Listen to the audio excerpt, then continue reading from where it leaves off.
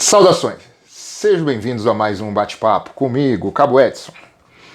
Hoje nós vamos falar sobre educação. Na verdade, quem vai falar sobre educação é a professora Vânia Becker. Professora, seja bem-vinda. Obrigada. Mas antes, eu queria fazer um paralelo. Nesse final de semana, tivemos uma live com o senhor Geraldo Cruz, que ele falou que o tema dessa live era sobre política pública para a juventude. Participaram dessa live também o senhor vereador André Maestre, os pré-candidatos Rafael Quintão, pré-candidato a vereador pelo Podemos, e Abidan Henrique, também pré-candidato a vereador, esse pelo PDT. E sobre esse assunto, sobre esse tema, eles abordaram também educação. E falar de juventude sem educação é uma coisa um tanto quanto difícil. Então vamos falar sobre certos pontos que eles abordaram. O senhor Geraldo Cruz falou que um dos problemas que o município enfrenta é a falta de continuidade nas políticas públicas adotadas no governo dele.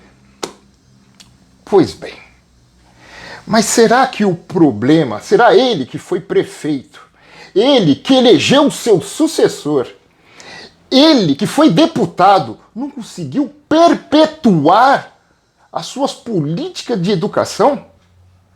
Será que ele não conseguiu ter esse jeito político para poder dar continuidade? Ele fala que criou projetos, mas a que custo foram esses projetos? Como se implanta um projeto sem dar condições e o valor devido aos professores? Sim, os professores, que muitos dos projetos, e ele não citou isso, foi por causa dos professores, eles lá na linha de frente. Eles lá que usavam até recurso próprio para que o projeto desse continuidade. Isso não foi falado na live. A valorização do professor, a preocupação com os alunos. Eu fiz projeto. Um político. Não vou aqui querer apagar o político que ele foi. Não. Mas quando ele tocou nesse assunto, quando ele abordou essa parte de educação que fez, mas, como eu disse, a que custo? Olha como sofreram. Desde entrega de material até a implantação do projeto.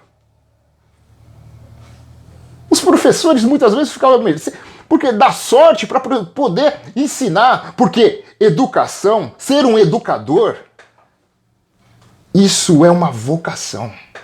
Eles são vocacionados para isso. Quantas vezes eu sou casado com uma professora e eu sei o que ela passava. Senhores, muitos não sabem o que é chegar em casa e ver uma professora, uma esposa, chegar em casa e chorar. Mas sabe por que ela chorava?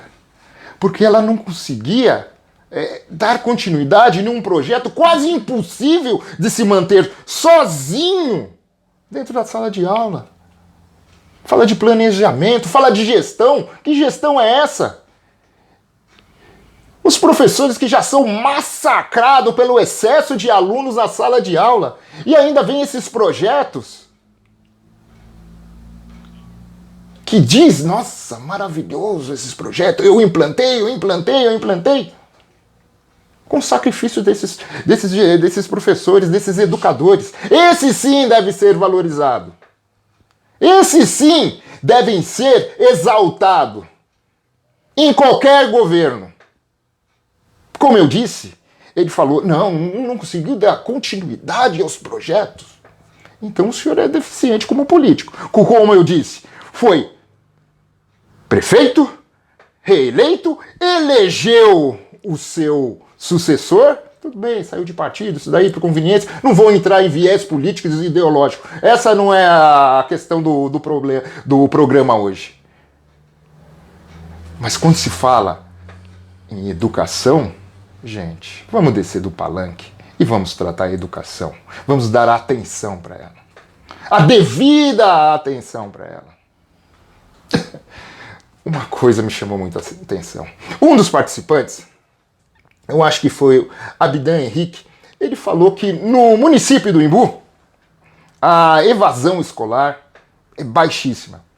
Ou seja, os alunos estão dentro da sala de aula.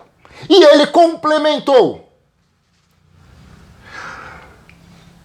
De 10 alunos que terminam o ensino fundamental, 5 não sabem o que deveria saber em português. Gente, isso é fruto de que governo? De que governo isso é fruto? Ou foi agora? Entrou agora? Já não sei. Como que é isso daí? Não sei. Eu sou leigo. Explica pra mim. Foi um dos participantes que disse isso. E o próprio ex-prefeito fala, poxa, investir. Tá bom, os alunos estão na sala de aula. Parabéns. Estão aprendendo? Ah, pelo amor de Deus. Palavras ainda de um dos participantes.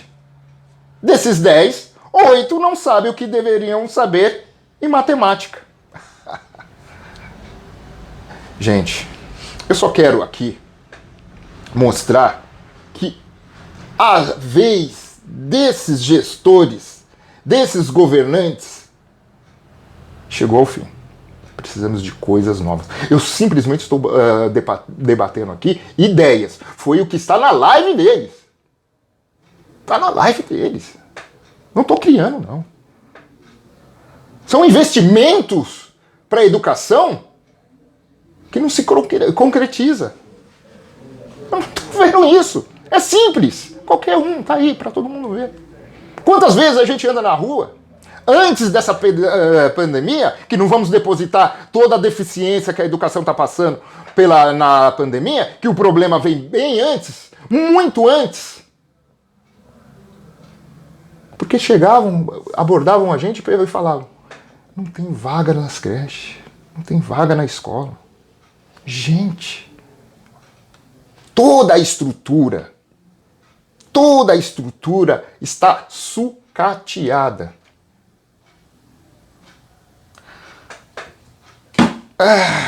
É complicado. Educação. Mas para não falar que nós não somos justos, aí a gente... E esses problemas, ele perdura até hoje. Até hoje temos esses problemas. Mas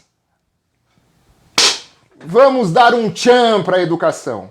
Vamos ocupar outro espaço. Aí vamos falar do atual governo. O atual governo pega e coloca a educação nas páginas policiais. Olha que maravilha. Olha que maravilha. Corrupção, denúncia de corrupção na merenda escolar, nos uniformes escolares e no material que usam na sala de aula. Páginas policiais, ou seja, tem esses problemas, falta de valorização, falta de uma política efetiva para a educação e mais ainda, vamos fechar com chave de ouro, vamos colocar nas páginas policiais. Num outro governo despreocupado com a educação. Onde um governo que na calada da noite faz uma injustiça com os funcionários públicos, que pegam a alíquota de 11% de contribuição, aumenta para 14% em pleno na pandemia, onde poderiam segurar. Porque até mesmo na reforma previdenciária está dizendo, no regime próprio, se as contas estão em dias, ele pode permanecer na alíquota que está. Como estão os repasses no Embuprev? Como estão as contas? Como que está? Gente, a gente precisa refletir muito. Estamos passando num período dificílimo, mas não podemos aturar mais esse descaso com a educação e com a população imbuense. Não merecem isso. Mas Nosso tema é educação. E como eu disse, para falar de educação, nada melhor do que a professora Vânia Becker. Ela, mais de 20 anos em sala de aula, foi professora, coordenadora pedagógica, foi vice-diretora e diretora. Ou seja, passou em todos os escalões da educação. Além disso, participou da coordenação do projeto Santa Cruz, juntamente com o senhor Milton. Educação e cultura andando junto. Santa Cruz. Ah, Santa Cruz! Aí tem aquele outro problema, né? Ela vai na sala de aula, passa essas informações, ensaia com as crianças para fazer Santa Cruz. Está na internet, vocês vão ver. Olha, é lindíssimo, gente. É lindíssimo. Pode procurar na internet, até no nosso canal, Bate-Papo com Cabo Edson. Acessa lá, é lindíssimo o trabalho das crianças. Então, para fazer esse trabalho, ensaiava e iam fazer no centro. Muitas vezes as escolas mais na periferia, porque sabe, o nosso município é rachado, né? Tem a BR-116, então tem que se locomover até o centro do Imbu para fazer a apresentação. Então precisa ônibus para levar as crianças e os pais para prestigiarem e executarem esse trabalho. E muitas vezes a professora tinha que implorar para que o ônibus da prefeitura fosse. Isso quando eles não iam embora. O ônibus, olha, tem lá, ó. O pastor Marcos falou que tem que fazer... Eu falei, pastor Marcos, não pode? Bom, mas aconteceu. O meu canal está aberto para discussão. Sempre aberto. Não estou fazendo acusação, não. Estou dizendo o que aconteceu. Estou falando de fato. Vamos para a educação. Professora Vânia Becker. Nossa, realmente falou muito bem. Falou melhor que eu, que estive no chão da escola o tempo todo. Se colocou muito bem. Foram inúmeros projetos nesse tempo vivido por mim na educação. Projetos que não deram continuidade. Projetos bons? Sim, não vou falar que não era. Que não eram muito bons. Mas por falta de uma política voltada para a educação, com respeito e valorização, esses projetos não foram para frente. Você tem toda a razão. Santa Cruz, Imbu, cidade das artes, uma cultura riquíssima. Santa Cruz sempre foi bem difícil de acontecer, todos os anos. Nunca deram a devida importância para um evento de patrimônio da cidade, nunca deram a devida valorização. A terceira idade é representante desse projeto. E nada mais justo que as escolas trabalharem com esse projeto para trazer a continuidade disso. As crianças, o jovem, o adolescente fazer parte, se sentir pertencente à história de Embu das Artes. Você tem toda a razão. Você tem toda a razão. Quando eu falo sobre isso, eu falo com o meu sangue correndo nas veias, quente, porque eu tenho vontade de falar muito mais. Né? Eu vivi isso desde 2007 até esse ano que a gente não pôde realizar. Agora, como voluntária, se Deus quiser, eu vou seguir muitos anos à frente aí. Me adaptando, as crianças se adaptando ao novo normal, mas nós vamos seguir, se Deus quiser. É um prazer estar aqui para falar sobre educação. O prazer é todo nosso. Bom, como esse é um programa democrático, nossa equipe foi à rua e perguntou para a população as dúvidas que tem sobre a educação. Então, vamos à primeira pergunta. Professora Vânia, eu queria ter a liberdade, não a liberdade, a oportunidade de formular duas perguntas para a senhora, né? Bom, eu trabalho com RH e eu sinto uma dificuldade muito grande, né, com o nível de escolaridade das pessoas, né? Ou seja, o sistema de ensino está muito precário, né?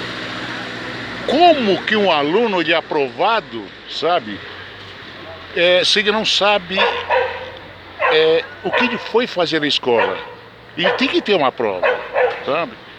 Então, desculpe, eu não sou professor, né? Eu fico preocupado que nós estamos criando os futuros profissionais incompetentes.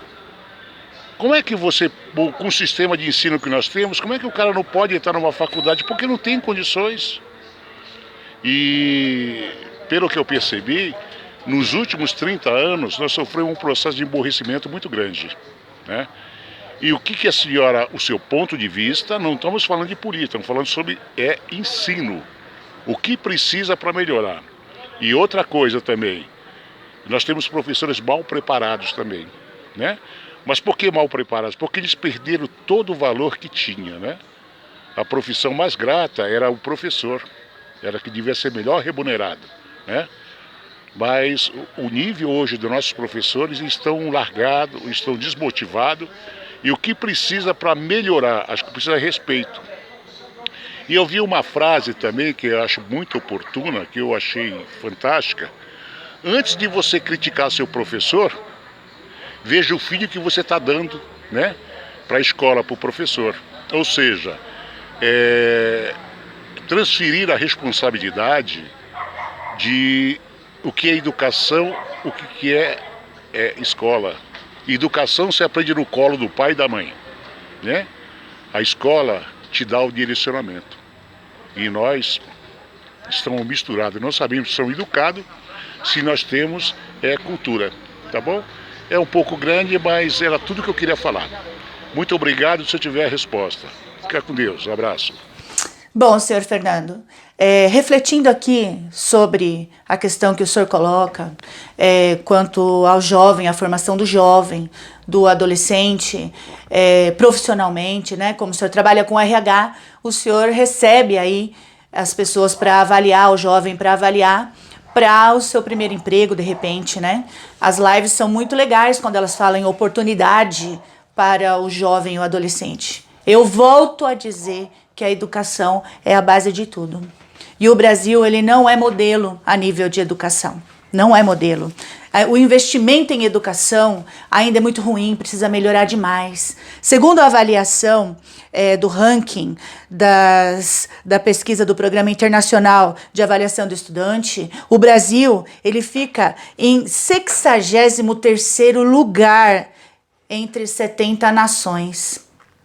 Então, a gente precisa de muito na educação, muito, muito. Então, eu entendo quando o senhor coloca essa dificuldade que acaba lá na empresa, aparecendo lá na empresa, na hora da avaliação do nosso jovem, do nosso adolescente, seu primeiro emprego. E eu penso que, com toda essa avaliação que é feita por N instituições, se detectou que precisa mudar o formato das aulas. Ok? Até quando nós vamos ficar falando nesse assunto e não vamos mudar as ações, vamos pôr em ação, em prática, essas mudanças? Que tem que incorporar tecnologia? Fato, fato. A sociedade evolui e a educação vem a passos lentos atrás da evolução. Investir na educação infantil?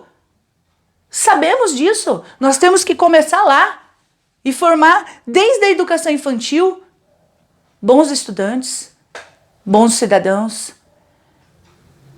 cidadãos que conseguem, não tem aquela questão do assistencialismo, eu faço para agora, eu tenho que pensar em médio e a longo prazo no meu estudante.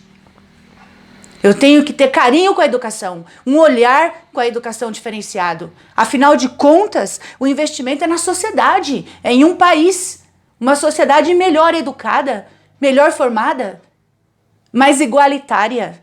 Então, pensando em tudo isso que o senhor coloca, e frente a esses estudos, a gente precisa, o educador precisa ser visto como sujeito. O professor precisa ser visto como sujeito. Nós temos nossos estudantes? Temos. Eles vivem tudo aquilo que o educador coloca em sala de aula. A qual custo eu vivi tudo isso? Então, para mim, no meu ponto de vista, o que eu acredito? Investir no professor. Precisa investir no professor. O senhor comenta também na sua fala que nós temos professores muito mal preparados. Eu sei disso. Enquanto estava na gestão, eu recebia estagiários na escola. Infelizmente, precisa de muita coisa. Além da vocação, ele precisa de muita coisa. Ele está lidando com a formação de pessoas. Precisa ser visto como sujeito. Precisa urgente ser visto como sujeito. Eu defendo essa bandeira porque eu sou educadora. Eu sou uma educadora formada em magistério, depois em pedagogia, depois pós-graduada. E eu sei a diferença que faz eu ter um magistério e eu não ter o magistério. Eu sei avaliar muito bem isso. E nós precisamos investir no professor. Aquele professor que todo dia está lá no chão da escola lutando, aprendendo diariamente. Porque o professor, ele é como estudante, ele aprende diariamente, na troca. Ele aprende. Então, pensando na sua pergunta, é que eu faço essas indagações. Espero ter esclarecido um pouquinho para o senhor. Obrigada. Bom, e ainda continuamos. Ainda a população tem dúvida. Vamos para a nossa próxima pergunta. Não sou moradora do Embu das Artes, mas tenho 4 sobrinhos que moram no Santo Eduardo, estudam lá no Santo Eduardo. E gostaria de saber, na situação de hoje, né, nessa atual situação que nós se encontramos, como os professores estão se virando? Porque as cobranças são muitas. Oi, Sônia. É muito bem colocada a sua questão. Como o professor está se virando nessa realidade aí, nesse novo normal, né?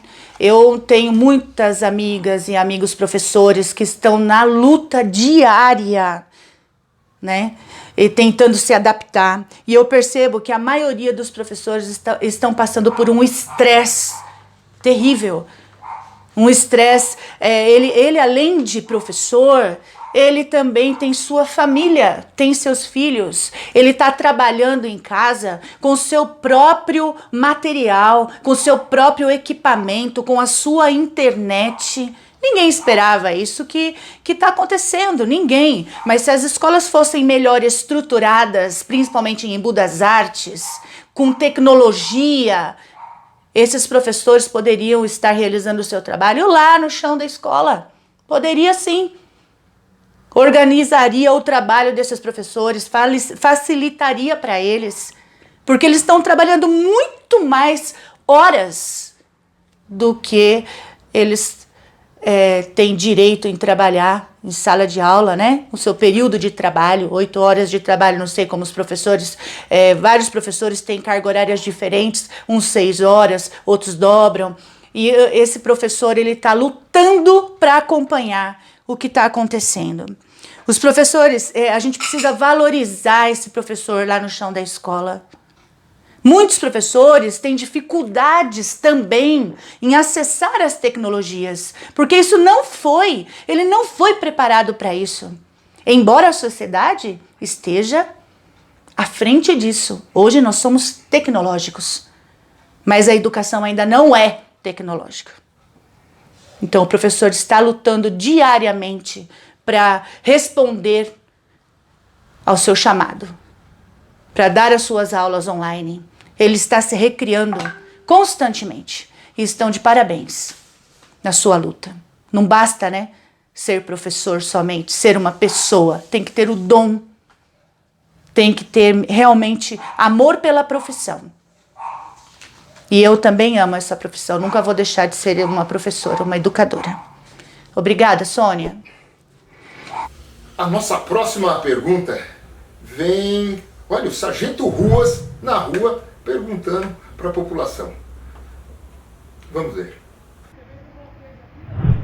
Em Embu das Artes, eu sou o Sargento Ruas, estou aqui no Parque Pirajussara, no pátio do Colégio Valdelice. Estive conversando com alguns moradores, pais e alunos sobre o ensino, como ficou nessa pandemia, nesse isolamento social. E para tratar desse assunto, a professora Vânia Becker está fazendo um estudo, uma análise, como os alunos se portaram, como o estudo, o ensino chegou até eles, através das redes sociais, como eles têm internet para poder acompanhar as aulas. São dúvidas, professora Vânia Becker, que surgiu aqui entre pais e alunos. Gostaríamos de saber. Respondendo aí um pouquinho os questionamentos que foram feitos aí para o nosso Sargento Ruas, que está aí nas ruas ouvindo a população. Sargento e população, nós sabemos que não são todos os estudantes que têm condições de acompanhar online as atividades. Nós sabemos disso. Eu conheço muitas comunidades que mal têm um celular. Aliás, mal tem o alimento dentro da sua casa, que é prioridade. Então nós sabemos que, infelizmente, não são todos da comunidade, não são todos os nossos estudantes que estão sendo contemplados. E isso gera muita desigualdade social. Continuamos com esse problema social que é a desigualdade. Foi elaborado também apostilas pelo município para entregar para os pais, para eles continuarem esse trabalho, dar continuidade a esse trabalho com seus filhos em casa. Eu sei a realidade de muitos da comunidade. Poucos pais tiveram a oportunidade de seguir seus estudos e agora eles estão tendo que enfrentar essa batalha de ensinar os seus filhos em casa. Nós, professores, 30 alunos em sala de aula toda a vida, 30 alunos. Raras exceções quando você tinha uma inclusão na sua sala.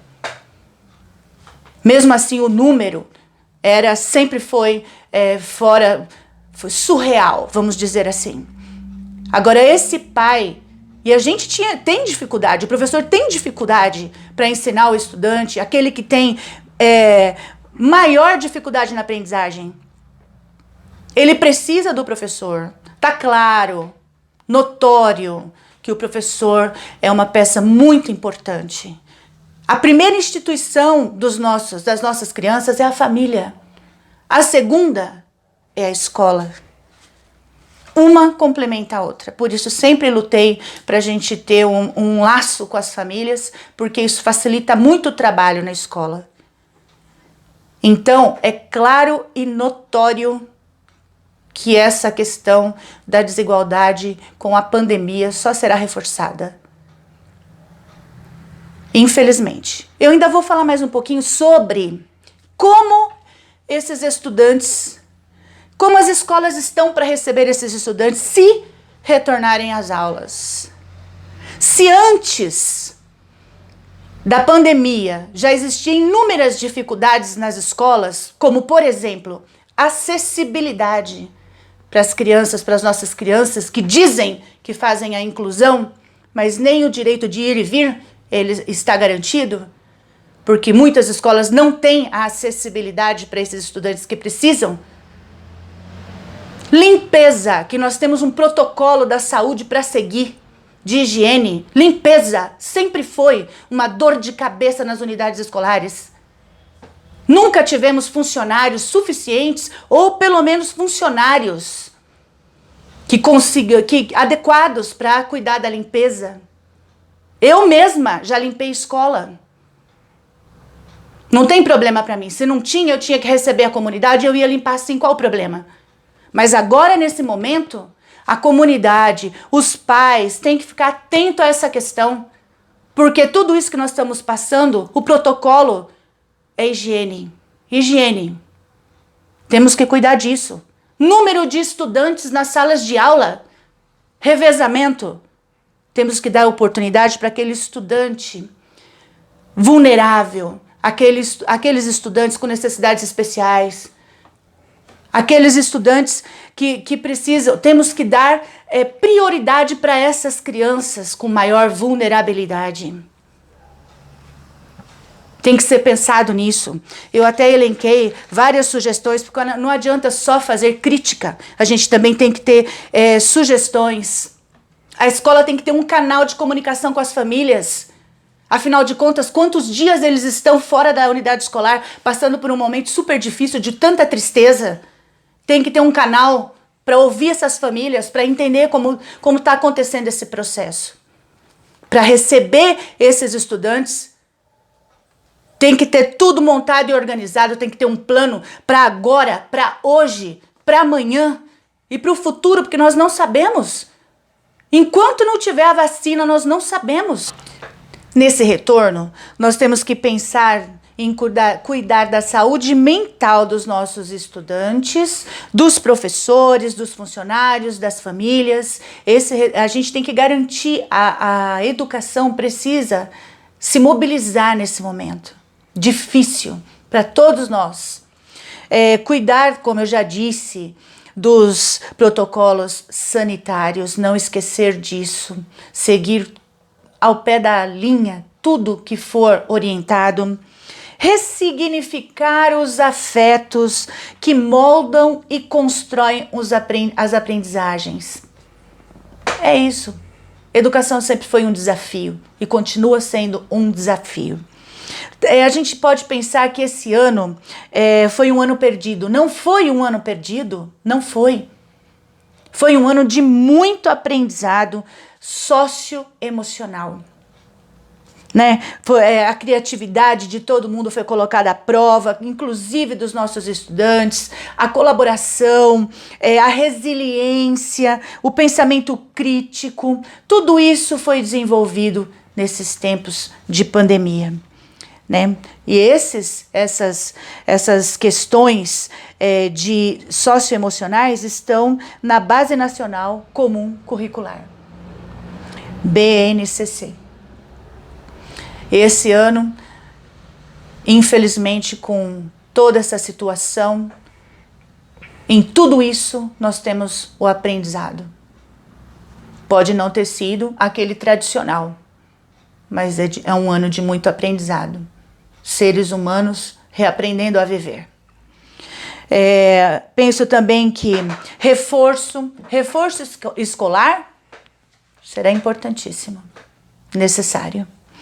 Criação de grupos de WhatsApp tão criticado em diversas escolas, em diversos momentos por alguns coordenadores que não acompanham a evolução dos tempos, mas nós vamos precisar criar grupos de estudo pelo WhatsApp.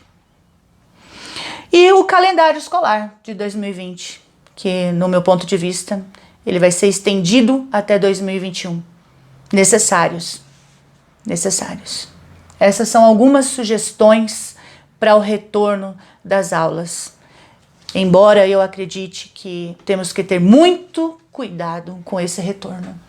Muito cuidado com nossas crianças, nossos jovens, nossos adolescentes, com a nossa família. Nós temos que cuidar de nós para que a gente cuide do outro. Né? É um momento bem de muita reflexão, muito estudo, muito planejamento. Tenho um pouco de medo. É complicado. Vocês viram a declaração, né? A fala de quem viveu e vivenciou o problema na educação por mais de 20 anos. Então não tenha dúvida que ela é credenciada sim. Né? E aqui, hoje, nós vimos não só uma pessoa que falou e apontou os problemas, como também deu a solução, o caminho, o norte. Então não venham reclamar que nós só criticando.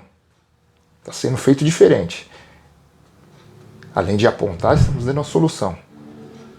Porque não adianta você chegar em um governo e não ter vontade política e fazer com que a população faça parte, tenha o pertencimento para poder mudar esse nosso município. Bom, eu agradeço a presença da professora Vânia. Peço desculpa a vocês caso eu tenha me exaltado um pouco, mas é preocupado, né? Porque nós, servidores públicos, né, temos isso, né? Servir. E quando alguma coisa tenta barrar isso, nós nos sentimos um tanto quanto injustiçado. Só pelo fato de não deixar a gente servir a nossa população, que é a nossa função. Então vamos ficar por aqui. As suas considerações finais, professora?